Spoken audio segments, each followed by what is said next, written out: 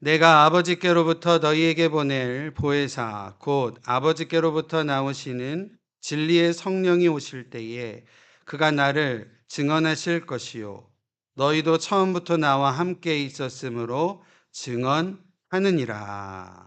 아멘. 할렐루야. 아멘. 성령감림 주일 오순절 성령감림 주일 주일 예배에 나오신 우리 성도님들의 삶 가운데에 하나님의 은혜와 하나님의 은총이 함께 하시기를 바랍니다. 교회력으로 오순절은요, 유대 절기의 3대 절기 중에 칠칠절이라고 하는 무교절 다음에 50번째 되는 날을 칠칠절이라고 하는데 77. 그러니까 7번씩 7번 해서 49잖아요. 그래서 칠칠절. 유대교의 절기로는 칠칠절의 유래가 되는 절기이고 또 그 절기는 농사에 관련된 절기의 이름으로는 맥추절이라는 이름도 가지고 있습니다. 그래서 구약의 칠칠절이요 맥추절 이 유대 절기가 이제 신약의 예수의 이제 우리가 예수를 믿는 자들로서 오늘날 교회는 예수님의 십자가의 죽으심과 부활하심 이후에 50일째 되던 날을 기념하여 마가다락방에 강하게 임하신 성령 강림을 우리가 기억하며 오순절 성령 강림 주일로 저희가 보내고 있습니다. 우리가 성령에 대하여 기억하는 것이 참으로 중요하리라 생각을 해봅니다. 왜냐하면 성령은 지금도 우리와 함께 하시는 하나님의 영이시기 때문입니다. 성경에서 이 성령에 대한 기록들은 뭐 많이 있겠지만 특별히 신약 부분을 생각을 해본다면 우리가 너무나도 잘 알고 있는 예수님께서 세례 받으심의 장면에 성령께서 임하셨던 내용을 우리가 기억을 합니다. 공간복음인 마태, 마가, 누가 이 공간복음에 공통적으로 나와져 있는 사건이기도 합니다. 예수님께서 공생애를 시작하시기 전 세례 요한에게 요단강에 나아가 세례를 받으실 때에 하늘로부터 성령이 비둘기와 같이 임하였고 하늘에서는 이는 내 사랑하는 자요 내 사랑하는 자다 이는 내 아들이요 이는 내 사랑하는 자다라는 하나님의 음성이 들려왔던 그때의 성령의 강림의 내용이 있는 것을 우리가 기억하고요. 또 곧바로 나오는 사건이 바로 예수님께서 40일간 광야에서 시험을 받으시는 장면인데 그때에 마테마가 누가 이 공간복음에 공통적으로 나오는 내용이 예수님께서 성령의 이끌림을 받아 광야로 이끌어졌고 거기서 사단의 시험을 받았던 것을 우리가 기억을 합니다. 성령에 대한 내용들이 그렇게 우리가 잘 알고 있는 내용이 있고요. 복음서에는 그런 내용들로 나와져 있다라고 한다면 이제 교회의 역사 가운데 교회의 역사를 기록하고 있는 사도행전에는 교회가 시작이 되면서 성령께서 강하게 임하신 아까도 제가 말씀드렸던 마가다락방의 120문도 가운데에 강하게 임하신 성령 강림 사건을 우리가 잘 기억을 하고 있습니다. 사도행전 2장 말씀입니다. 그리고 몇 주 전에 저희가 말씀 나눴던 기억이 있는데 사도행전에 한 번에 더 성령 강림 사건이 있다라고 한번 새벽을 통해서인가 말씀을 나눴던 것 같습니다. 사도행전 10장인데 고넬료 내용입니다. 아, 이제 이방인 고넬료를 통하여서 이제 이방인 선교로 나아가는 정말 이 복음의 어떤 시대가 또 한 스텝 전진해 가는 그런 시점에 고넬료와 고넬료 집안에 성령께서 임하셔서 또 그들로 하여금 하나님의 귀한 교회가 이방인 선교가 이루어지는 역사를 보게 하셨던 내용들이 또 사도행전에 나와져 있었던 것을 우리가 기억을 합니다. 복음서와 또 사도행전을 통하여서 성령이 어떠한 역사하심으로 어떻게 역사하셨는지에 대해서 우리가 잘 볼 수 있는데요. 오늘 읽은 요한복음에서도 성령에 대하여 예수님께서 성령을 소개하시는 내용이 여러 번 나오고 있습니다. 특별히 요한복음 13장에서부터 17장까지를 보통 예수님의 고별 설교의 내용이라고 하는데 예수님께서 순환 받으시기 전 십자가에 달리시기 직전 이 고난을 받으시고 순환을 받으시기 직전에 예수님께서 제자들에게 예수님 당신이 가셔야 할 십자가의 길에 대하여 또 부활하심에 대하여, 또 성령을 약속하시고, 또 흔들리고 있는 제자들에게 위로해 주시고 하시는 이러한 고별 설교의 내용이 요한복음 13장에서부터 17장까지인데, 이 13장에서 17장까지 예수님께서 이 보혜사 성령님에 대하여 5번이나 소개를 하고 있습니다. 그래서 오늘 이 5번 예수님께서 이 보혜사 성령님을 소개하시는 그 내용을 통하여서 오늘 함께 보혜사 진리의 성령님이라는 말씀으로 함께 말씀 나누도록 하겠습니다. 제일 첫 번째 부분은요, 요한복음 14장 16절로 17절인데요. 한번 같이 읽어보도록 하겠습니다. 제가 화면에 띄워드리겠습니다. 요한복음 14장 16절 17절. 내가 아버지께 구하겠으니 그가 또 다른 보혜사를 너희에게 주사 영원토록 너희와 함께 있게 하리니 그는 진리의 영이라. 세상은 능히 그를 받지 못하나니 이는 그를 보지도 못하고 알지도 못함이라. 그러나 너희는 그를 아나니 그는 너희와 함께 거하시며 또 너희 속에 계시겠음이라 라고 이야기하고 있습니다. 예수님께서요, 성령을 소개하시는데 보혜사라고 소개를 하셔요. 이 보혜사라는 단어는 헬라어로 파라클레토스라는 단어인데, 그 단어의 의미는 변호하는 사람, 또 조력자, 그러니까 도움이 되는 사람, 그리고 예수님 시대 이후에는 이제 위로자라는 의미로도 사용되어지고 있는 단어가 이 파라클레토스라는 보혜사라는 단어입니다. 그래서 여기서는 예수님께서 성령을 보혜사라고 소개하시면서 다시 말해 다른 사람에게 도움을 베풀도록 부름을 받아 보내심을 받은 자라고 이 성령을 소개를 하고 계신다라는 겁니다. 근데 재미있는 표현이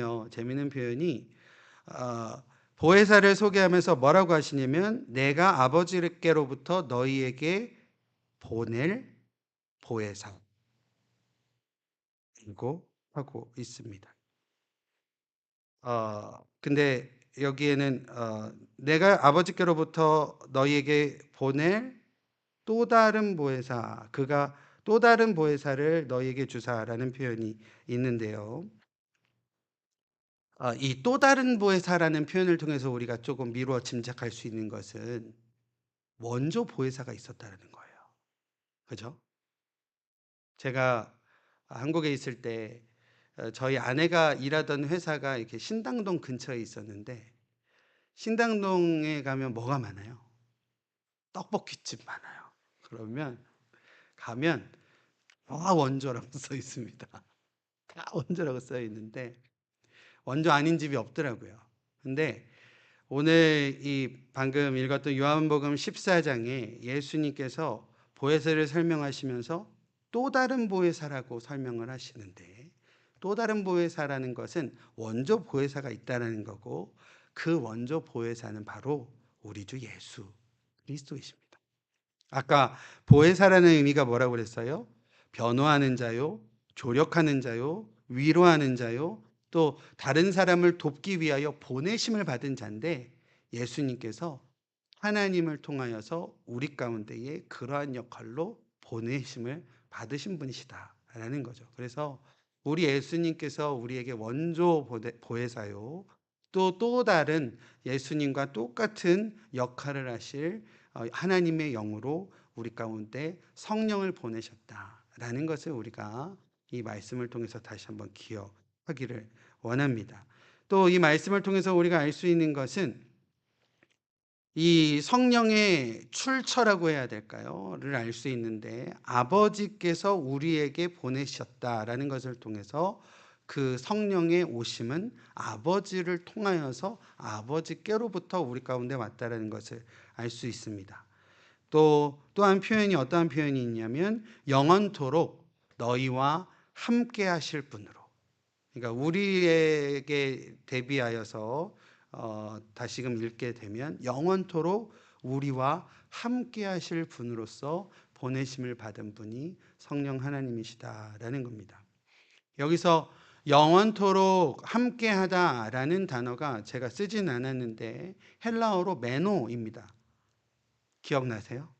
9주 전에 저희가 예수님은 참 포도나무요 우리는 가지다라고 할 때 우리가 예수 안에 거해야 되고 또 주의 말씀이 우리 안에 거하고 이때 거하다라는 단어가 메노라고 말씀을 드렸었습니다. 다시 말해서 하나님께서 우리 가운데에 또 다른 보혜사로 예수 그리스도께서 하나님을 통하여서 하나님으로부터 또 다른 보혜사로 우리 가운데 보내주신 성령은 영원토록 우리 안에 거하심으로써 함께 하시는 도우시는 영이시다라는 것을 우리가 기억하는 저와 여러분들 되어주시기를 바랍니다.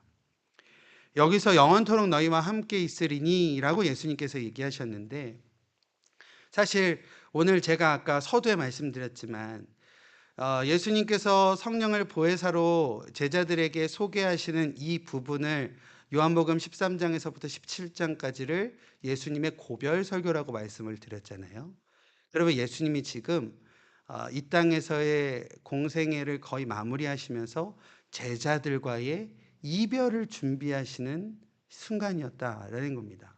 그래서 사실 예수님께서 이 앞에 요한복음 13장 33절에 보면 뭐라고 말씀을 하고 계시냐면 작은 자들아 내가 아직 잠시 너희와 함께 있겠노라 라고 하시는 제 윗부분에 보면 작은 자들아 내가 아직 잠시 너희와 함께 있겠노라 라고 예수님께서 제자들에게 잠시 있겠노라 라고 하셨던 이 표현과 이 표현이 있는데 예수님께서 제자들을 위로하시면서는 뭐라고 이야기하고 계시냐면 이제 또 다른 보혜사 나와 똑같은 역할을 하는 다른 하나님 그러니까 다른 하나님이라는 표현이 죄송합니다.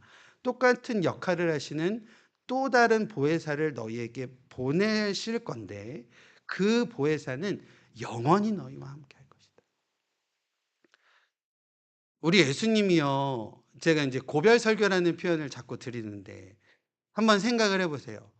어 선생님으로 따르고 또 참 목자로 따르던 그 예수님께서 이제 이별을 말씀을 하시는데 이별하기 직전에 제자들이 그 이야기를 전체적으로 다 이해할 수는 없었겠지만 그래도 그 뉘앙스는 아마 알지 않았을까 싶어요. 그러면 제자들의 마음이 어땠을까 싶어요. 제 마음도 이렇게 들락날락 거리기도 하고 좀 마음 아픈 일도 있고 그런 일이 있지 않았을까 싶습니다. 그런데 예수님께서 그러한 흔들리는 제자들 또 마음 여려지는 그런 제자들에게 마음을 굳게 하고 믿음을 굳게 하기 위하여 하시는 말씀이 나는 잠시 너희와 함께 있지만 요한복음 13장 33절에요. 그러나 바로 다음 장에 너희와 영원히 함께 하실 보혜사를 아버지를 통하여서 너희에게 줄 것이다 라고 우리 예수님께서 제자들에게 말씀하신다라는 겁니다. 우리 사랑하는 위더스 교회 성도 여러분, 우리 성령께서는요 우리와 영원히 함께 하시는 하나님이십니다. 우리 예수님께서요 우리를 위하여 영원히 함께 하실 분으로 우리를 조력하실 분이요 우리를 변호하실 분이요 우리를 하나님과 하나님의 은혜 가운데에 덮어주실 분으로 성령 영원히 함께 하실 분으로 우리 가운데 보내주셨다라는 것을 반드시 기억하여 성령님을 의지하여 믿음 가운데 승리하며 살아가는 우리 모두 되어지기를 바랍니다. 또한 한 가지의 표현이 있는데 진리의 영이라는 표현이 있습니다. 그는 진리의 영이라고 말씀을 하시는데 이 진리라는 단어가 헬라어로는 알레테이아라고 합니다. 제가 이 알레테이아라는 단어는 외우고 있는데요. 왜 외우고 있냐면 저희가 이제 신학대학교 가면은 1학년 때 헬라어를 배우고 2학년 때 히브리어를 배워요. 그러니까 1학년 때는 신약의 언어를 배우고 2학년 때는 구약의 언어를 배우는데 다 까먹었습니다. 다 까먹고 설교 준비할 때만 이제 좀 사전 찾아보면서 뜻도 이렇게 찾아보고 그러는데 알레테이아는 외우고 있어요. 왜 그러냐면 그때 이제 시험 볼 때 진리는 알레테이아인데 진리를 이제 연상해 보려고 진리라는 게 이렇게 뭔가 토대가 되는 거잖아요. 그래서 아래 있잖아. 알레테이아 이렇게 외웠었어요. 그래서 이 알레테이아라는 단어는 아직도 제가 외우고 있습니다. 이 설교 말씀에 크게 중요한 내용은 아닙니다. 근데 이 알레the이아라는 단어가 요한복음에, 특히 인제 요한의 이런 문서들, 요한의 문서에 이 진리라는 단어는 이꼴 예수 그리스도예요. 그러니까 이 어 실제로 요한복음 14장 6절에 보면 예수님께서 자신을 가리키셔서 "나는 길이요 진리요 생명이라"라고 하실 때 진리라고 하잖아요. 그러니까 요한의 문서 안에서의 이 진리라는 것은 곧 예수 그리스도임으로써 지금 진리의 영이다라는 것은 예수의 영, 하나님의 영으로 우리가 이해하고 말씀을 묵상하며 그 가운데 하나님의 뜻을 알 수 있다라는 겁니다. 실제로 예수님께서 하나님의 아들로서 또 하나님으로서 우리의 죄를 대신 지시기 위한 구세주로서 메시아로서 이 땅에 오셨지만 세상 사람들은 예수를 알지 못했습니다. 그래서 예수를 십자가에 못 박아 죽게까지 하였던 것을 볼 수 있습니다.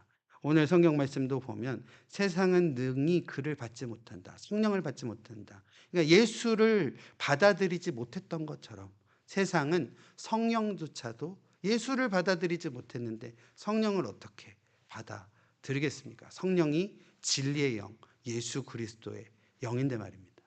그래서 지금 그렇게 이야기를 하는 겁니다. 세상은 예수 그리스도를 받아들이지 못했던 것처럼 성령도 세상은 알지 못하고 보지 못하고 받아들이지 못하지만 너희들은, 우리들은, 제자들은, 예수님을 따르는 성도들은 이미 예수 그리스도를 통하여 구원함을 얻은 우리들은 성령께서 우리 안에 내주하시기에, 영원히 함께 하시기에 세상은 모르나 우리는 안다라는 사실입니다. 하나님도 우리를 아시고 우리도 성령을 안다라는 사실입니다. 우리 위더스 교회 성도님들의 믿음의 삶이요, 성령을 깊이 알고 성령의 내주하신 가운데에 그와 더불어 나아가는 믿음의 귀한 삶이 온전히 되어질 수 있게 되시기를 바랍니다. 하나님의 귀한 은혜가 우리 가운데 충만하게 임하실 줄로 믿습니다. 두 번째 부분은요, 요한복음 14장 26절 말씀인데요. 한번 같이 읽어보도록 하겠습니다. 같이 읽겠습니다. 보혜사 곧 아버지께서 내 이름으로 보내실 성령, 그가 너희에게 모든 것을 가르치시고 내가 너희에게 말한 모든 것을 생각나게 하리라 라고 하고 있습니다. 여기서도 보혜사 파라클레토스라는 단어가 나와져 있고, 보혜사에 대한 약간의 설명으로 아버지께서 내 이름으로 보내실 성령이다 라고 좀 구체적으로 설명을 하고 있습니다. 성령께서 하시는 어떠한 역할이라고 해야 될까요? 다음에 나오는 세 번째 본문도 역할이긴 하지만 무엇을 한다라고 오늘 방금 본문 요한복음 14장 26절에 이야기하고 계시냐면 우리에게 모든 것을 가르치시는 분이시고 또 예수님께서 하신 모든 일과 모든 말씀과 예수님의 행적들을 생각나게 하시는 분이시다라는 겁니다. 어, 아까도 잠깐 말씀드렸지만 제자들이 예수님이 하시는 말씀과 예수님의 가르침을 fully 다 이해할 수 없었으리라 생각을 해봅니다. 예수님의 십자가도 이해 못하고 부활도 이해 못했으리라 생각해 봅니다. 제자들의 이해력은요, 제한이 되어 있었을 겁니다. 그러나 예수님께서 성령을 통하여 허락하시는 성령의 은혜는 제자들의 그러한 어떤 이성적이요 이해력의 어떤 제한과 한계를 무너뜨리셨다라는 겁니다. 깨뜨리시고 그것을 받아들일 수 있게 하셨다라는 겁니다. 이것은요 제자들뿐만 아니라 오늘을 살고 있는 우리들에게도 역사하신 하나님의 은혜의 역사가 아닐까라는 생각해 봅니다. 우리가 생각할 수 있는 이해의 한계가 분명히 있습니다. 우리가 살아온 환경의 한계, 우리가 가지고 있는 정보의 한계, 그리고 경험의 한계가 분명히 있습니다. 그러나 그 한계를 성령께서는 뛰어넘게 하신다라는 겁니다. 지금 저와 여러분들이요, 예수님을 믿는다. 이거 기적 아닙니까? 기적 아닙니까? 우린 이성적인 사람들이잖아요. 그죠? 뭔가 이렇게 과학적인 거를 우리가 원하고 이성적인 걸 원하고 합리적인 거를 원하고 하지 않습니까? 이렇게 얘기한다고 해서 예수님께서 비합리적이시고 비과학적이시다라는 말씀이 아니라 우리는 합리를 따지고 이성을 따지고 또 과학을 따지고 그러한 인간인데 2000년 전에 오신 예수가 하나님의 아들이시요 하나님이시요 우리를 위하여 대신 죽으신 구세주로 믿어지는 것이 이게 기적 아니냐는 겁니다. 근데 그거를 하게끔 역사하시는 분이 성령이시다라는 거죠. 성령을 통해서만이 우리가 믿음을 갖게 되고 성령을 통해서만이 예수를 나의 구세주로 영접할 수 있는 은혜가 있게 된다라는 사실을 우리가 다시 한번 기억하는 저와 여러분들 되었으면 좋겠습니다. 그런 성령이 우리와 함께 하십니다. 얼마나 귀해요. 네. 한계를 뛰어넘게 하시고 깨뜨리시는 하나님, 그 성령께서 우리와 영원히 함께 하십니다. 그런 의미에서요, 우리 믿음도요, 우리가 처음에 가졌던 딱 이 믿음, 가끔 그 믿음만이 정답이라고 생각할 때가 있어요. 저도 그런 거 있습니다. 그런데요, 성령은 어떤 한계를 뛰어넘는 분이시잖아요. 우리가 이 믿음에 대한 부분과 신앙에 대한 부분도 하나님에 대한 부분도 뭔가 이렇게 어떤 틀에 갖추어서 어, 이렇게 있기보다는 그것에 넘어서의 놀라운 하나님의 은혜를 또 우리가 또 하나님의 사랑을 세상 가운데 귀하게 전할 수 있는 은혜가 저 여러분들 가운데도 있었으면 좋겠습니다. 세상이 교회를 바라볼 때 저런 저 무리는 자기들이 너무 이기적이고 자기네들만의 어떠한 그게 있어라고 생각하는 경우가 간혹 있더라고요. 그러니까 어, 이렇게 좀 우리의 어떠한 오직 예수 그리스도만이 구원이십니다. 구원의 길이십니다라는 분명한 어떤 진리 때문인지 몰라도 세상은 우리를 바라보는 시선이 항상 너무 그러한 시선이 있는 것 같습니다. 그러나 우리 안에 감추어진 그 넘어서는 하나님의 놀라운 사랑, 크고 놀라우신 은혜를 세상이 알 수 있게 우리가 보인다면 그러한 정말 참 하나님의 사랑과 은혜를 세상도 알게 되지 않을까라는 생각을 해봅니다. 성령은 한계를 뛰어넘게 하시는 하나님으로서 예수께서 하신 말씀을 생각나게 하시고 알게 하시고 우리를 가르치시는 분으로서 우리와 영원히 함께 하신다라는 것 기억하시고 우리가 살아갈 때에 성령을 의지하여 살아간다고 한다면 하나님의 뜻이 또 예수 그리스도의 귀한 가르침이 우리의 삶을 통하여 귀하게 이루어져 가게 될 줄로 믿습니다. 그런 은혜가 우리 성도님들의 삶 가운데 온전히 회복되어질 수 있게 되기를 바랍니다. 세 번째 부분은요, 오늘 본문입니다. 요한복음 15장 26절 27절인데요. 다시 한번 읽도록 하죠. 같이 읽겠습니다. 내가 아버지께로부터 너희에게 보낼 보혜사 곧 아버지께로부터 나오시는 진리의 성령이 오실 때에 그가 나를 증언하실 것이요 너희도 처음부터 나와 함께 있었으므로 증언하리라 라고 하고 있습니다. 다시 한번 성령을 보혜사라고 파라클레토스라고 소개를 하며 아까도 잠깐 말씀드렸지만 파라클레토스 보혜사는 변호자 그리고 도와주시는 분이라고 말씀드렸습니다. 예수님께서 아버지로부터 우리에게 보내실 성령이라고 말씀하시며 성령의 역할을 두 가지로 말씀을 하시는데 예수를 증거하실 분이시다라는 겁니다. 또한 예수께 영광을 돌리실 분으로서 우리가 기억할 수 있다라는 겁니다. 성령께서는 예수를 증거하시는 분이십니다. 그리고 예수의 증인이 되어주시는 분이시기도 합니다. 그렇다라고 한다면 우리가 성령과 더불어 살아가는 우리들, 성령을 의지하여 살아가는 우리들도 성령께서 예수를 증거하고 증언자로서의 예수의 영광을 돌리는 분으로서의 삶을 그 모습이라고 한다면 우리의 삶 또한 그러한 삶이 되어져야 될 줄로 믿습니다. 우리의 삶이 오늘날 우리의 삶이 예수를 믿는 자로서의 삶이 예수를 증거하고 예수께 영광을 돌리는 자로서 예수의 증인으로 우리의 모든 말과 행동이 예수님을 증언하는 자로서의 삶이 되어져야 된다라는 겁니다. 우리들의 삶이요, 정말 우리의 말과 행동과 시선과 우리의 모든 것들이 예수님만을 드러내며 예수님의 증인으로서의 삶을 살아갈 때 이 땅과 또 우리의 이 땅에서의 하나님의 나라의 통치가 가득함의 은혜가 온전히 이루어져 가게 될 줄로 믿습니다. 하나님의 은혜가 이 세상 가운데 널리 편만히 이루어지게 될 줄로 믿습니다. 그것은 바로 우리의 말과 행동과 우리의 행실을 통하여 예수를 증언할 때입니다. 실제로 말로 그냥 예수님이 구세주입니다라고 복음을 전하는 것도 중요하지만 우리의 삶으로서 예수를 드러내시고 우리의 삶으로서 살아계신 주님의 귀하신 놀라운 사랑을 드러내며 살아갈 때 세상은 예수를 알게 되고 또 그러함으로 말미암아 세상 가운데 하나님의 사랑이 널리 전파되게 될 줄로 믿습니다. 저는요 우리 위더스 교회 모든 성도님들의 삶이 그러한 삶이 되어졌으면 좋겠습니다.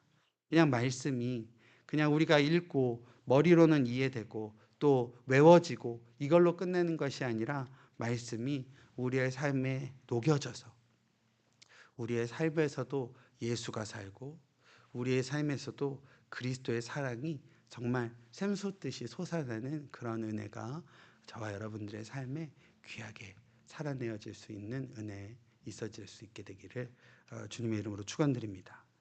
네 번째는요. 요한복음 16장 7절에서부터 11절 말씀인데 화면에는 7절과 8절을 좀 띄워 드리겠습니다. 한번 같이 읽도록 하겠습니다.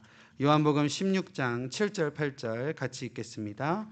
그러나 내가 너희에게 실상을 말하노니 내가 떠나는 것이 너희에게 유익이라. 내가 떠나가지 아니하면 보혜사가 너희에게로 오시지 아니할 것이요 가면 내가 너희를 그에게로 보내리니 그가 와서 죄에 대하여 의에 대하여 심판에 대하여 세상을 책망하시리라 라고 하고 있습니다.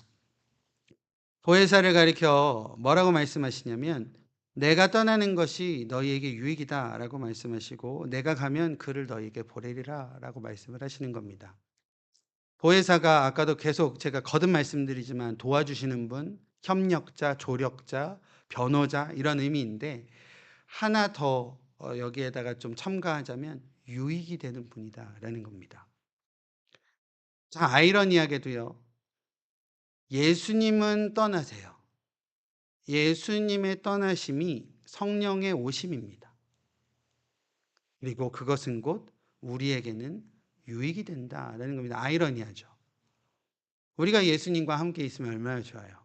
우리를 위하여 십자가에 달려 돌아가시는 분이시고 또 부활하신 분이시고 또 제자의 입장으로 한다면 공생의 기간 동안 참 진리를 우리에게 보이신 분이시고 라고 한다면 예수님의 떠나심이 우리에게 어떻게 유익이 되겠습니까? 예수님과 평생 있었으면 좋겠다라는 것이 변화산 위에서의 베드로의 고백 아니었습니까?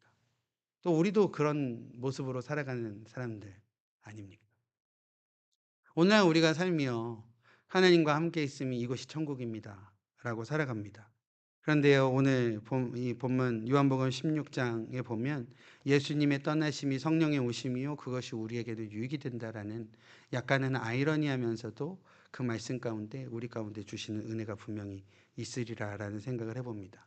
이별은 슬프지만 예수님께서 떠나셔야지만 성령이 오신다라는 거고요. 이것을 조금 더 우리가 영적으로 우리가 오늘날을 살고 있는 믿음의 사람들로서 조금 영적으로 우리가 받아들인다라고 한다면 비워져야 채워진다라는 겁니다. 우리가 늘 너무 채우려고만 하는 것 같아요. 우리가 너무 채우려고 하는데 우리가 먼저 비워져야지만 온전히 채울 수 있다라는 사실을 기억하는 저 여러분들 되었으면 좋겠습니다. 제가 미국에서 이제 디민하면서 논문을 썼던 주제가 이 기움에 대한 내용이었습니다. 빌립보서에 나와 있는 케노시스라는 개념인데 비움이 없이는 채움이 없습니다. 우리 안에 하나님께서 성령을 통하여 가득 채워주심을 위하여 우리는 비워냄이 필요하다라는 겁니다. 오늘날 많은 교회들이 이제 예배 마치고 축도 마치고 이제 세상으로 성도들을 파송한다 이러한 표현들 많이 쓰는데 저는 어느 정도는 공감을 합니다. 어떤 표현이냐면 교회는 사람들이 모이는 곳이기는 하지만 다시금 비워져야지만 세상 가운데에 그리스도의 선한 영향력들을 끼칠 수 있다라는 겁니다. 교회는 사람들이 모여져야 하지만 다시 세상으로 파송되어져서 조금 약간의 오해는 있을 수 있지만 교회는 비워져야 될 것이 아닐까라는 생각을 해봅니다. 비워지면 성령으로 하나님께서도 채워주심의 은혜가 있다라는 것. 우리의 삶에서도 그런 은혜로 나아가는 저 여러분들 되었으면 좋겠습니다. 근데 방금 읽은 요한복음 16장 내용 가운데에 우리에게 유익이 되시는데 예수님의 떠나심과 예수님의 이별, 예수님과의 이별이 성령의 오심이요. 그것이 우리에게 유익인데 이것이 어떤 유익이냐라고 8절에 어떻게 기록을 하고 있냐면 8절 말씀에 그가 와서 죄에 대하여 의에 대하여 심판에 대하여 세상을 책망하시리라 라고 하고 있습니다. 우리에게 어떤 유익이냐면 세상을 향하여 죄와 의와 심판에 대하여 하나님 성령께서 그들을 깨닫게 하시고 꾸짖으신다라는 사실입니다. 성령은요, 제자들에게는 아까 제가 두 번째 말씀드렸나요? 제자들에게는 하나님의 예수님의 어떤 말씀을 가르치시고 진리를 가르치시고 예수님이 하신 말씀들을 기억나게 하시는, 그죠? 제자들에게는 성령의 역할은 우리를 가르치시고 기억나게 하시는 역할이었다라고 한다면 예수님을 믿지 않고 예수님을 거스르는 세상에 대해서는 그 잘못을 적나라하게 지적하고 꾸짖고 깨닫게 하시는 영이시다라고 오늘 본문에 밝히고 있다라는 겁니다. 세상의 죄와 거짓됨을 세상의 죄와 거짓됨을 이 성령께서는 그리스도 안에서 그리스도의 빛으로 드러내게 하시고 참된 의를 선포하시는 분이시다라는 겁니다. 우리 성도의 삶이요, 이러한 삶이 되어져야 된다라는 것을 기억하는 저 여러분들 되시기를 바랍니다. 우리의 삶을 통하여 세상 가운데도 그리스도의 참된 빛과 의를 선포하는 삶이 되어질 때에 하나님께서 우리의 삶을 통하여 귀하게 역사하시고 또 놀라운 일들로 함께하여 주실 줄로 믿습니다. 성도가 성령에 힘입어 거룩하게 살아야 할 이유가 바로 우리들의 삶을 통하여 거짓된 세상, 그 세상에 그리스도의 참된 의가 선포되어질 수 있다라는 사실을 우리가 반드시 기억했으면 좋겠습니다.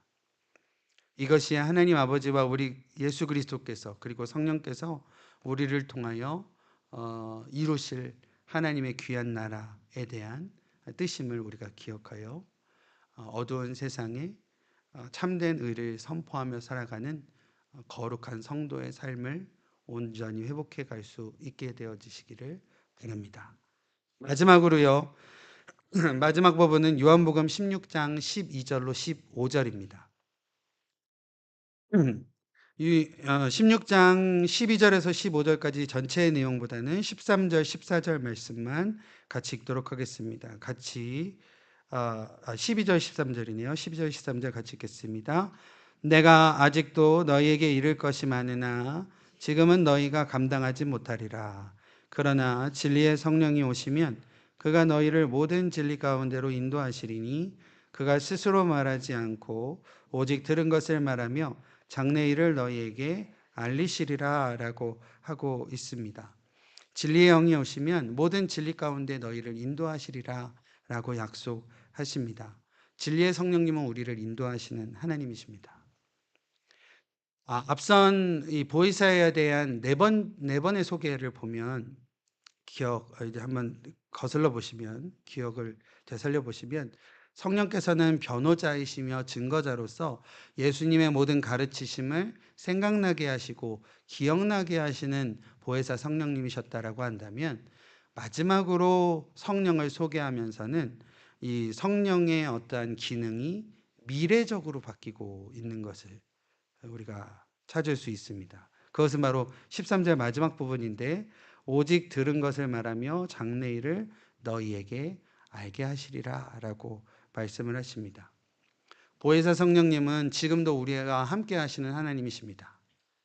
그 성령님은요, 주님의 나라가 우리 가운데 임할 때까지, 주님의 통치가 가득한 나라가 우리 가운데 임할 때까지, 그리스도의 통치로 가득한 나라가 이루어질 때까지 그 성령은 우리와 늘 곁에 함께 하시며 장래의 일, 다시 말해 선한 길과 선한 인도로 우리 가운데에 역사하시는 영이시다라는 것을 우리가 기억했으면 좋겠습니다. 우리가 요한복음에 예수님께서 5번이나 이 보혜사에 대해서, 성령에 대해서 소개하시는 내용을 우리가 함께 나눴습니다. 정리해 보면 보혜사는 예수님께서 이 땅에 세우신 예수님의 몸이 되어져야 될 공동체인 우리 교회를 가르치시고, 또 예수님의 말씀을 깨닫게 하시고 생각나게 하시며 우리와 영원히 함께 하심으로 우리에게 갈 길을 인도하시고 우리의 죄를 깨닫게 하시는 영이시다라는 것을 우리가 다시 한번 기억할 수 있게 되기를 바랍니다. 성령께서 각자에게 우리 가운데 주시는 마음의 감동이 있습니다. 찬양하면서도 있게 되고, 말씀을 읽으면서나 아니면 이렇게 때로는 아주 생각지도 못한 때에 주시는 성령의 감동들이 있습니다. 성령께서 주시는 감동과 그러한 찔림들, 이것이 모두 하나님의 뜻을 알게 하심에, 또 하나님의 말씀을 예수님의 말씀을 기억나게 하심에 어떠한 하나님의 계획하심이요 하나님의 뜻임을 우리가 기억했으면 좋겠습니다. 성령께서 말씀을 통하여 허락하시는 귀한 영적인 울림에 우리가 민감하게 반응하고, 또 우리의 삶으로 살아내고자 귀하게 결단하고 순종해가고, 또 그 믿음의 길을 걸어가는 우리들의 모습을 통하여서 하나님께서 우리 가운데 반드시 은혜로 역사하여 주실 줄로 믿습니다. 성령께서 늘 동행하심이 분명하지만요, 사실 우리가 현실을 살아갈 때에, 현실 앞에 놓여 있을 때에 참 어려울 때가 많습니다. 성령이 우리와 함께 하시는 것 분명히 압니다.